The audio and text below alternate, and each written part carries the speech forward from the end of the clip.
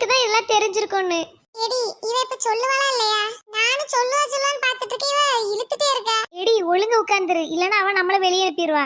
அப்புறம் உன் கூட சேர்ந்து நானும் நிக்க வேண்டியதான். சே, எல்லாரும் சுயநலமா தான் இருக்காங்க. இனி இந்த கிளாஸ்ல வேற ஒரு புது ஃப்ரெண்ட கண்டுபிடிக்க போறேன். நான் சொல்ல வரத நீங்க கேட்டா ரொம்ப சந்தோஷப்படுவீங்க. ஷோ கடவுளே, இவன் நம்ம சந்தோஷப்படுத்துறேன்னு சொல்லி கடுப்பேத்தாம இருந்தா சரிதான். எடி என்னவா இருக்கும்? ஏதாவது காம்படிஷனா இருக்குமோ? நீ அதுலயே இரு. நல்லா படிக்கிறவள பக்கத்துல உட்கார வச்சுட்டு நான் படுற பாடு இருக்கே. ஷோ. என்ன ரிக்கி என்னாச்சு? என்ன ரிக்கி என்னாச்சு? ஒண்ணு இல்லடி. பாவம், அவளுக்கு என்ன மாதிரி பிரச்சனை போல. அடப்பாவி, பெல் அடிச்சிட்டு ஒரு பீரியடே முடிச்சிட்டு. ஆனா இவ என்ன விஷயம்னு சொல்லி முடிக்கல. ஏடி பெல் அடிச்சது கேட்டியா? நம்ம வந்து ஒரு பீரியட் முடிச்சிட்டு அவ இன்னும் ஒரு வார்த்தை கூட என்னன்னு சொல்லல. தீப்தி அங்க என்ன பேசிட்டு இருக்க? அது ஒண்ணு இல்ல மிஸ், நீங்க பேசினா நேரம் போறதே தெரிய மாட்டேங்குதுன்னு சொல்லிட்டு இருந்தேன். ஓ அப்படியா? ஆமா ஆமா, நீங்க பேசுங்க. உங்க எல்லாத்துக்கும் நான் ஒரு குட் நியூஸ் சொல்ல போறேன்.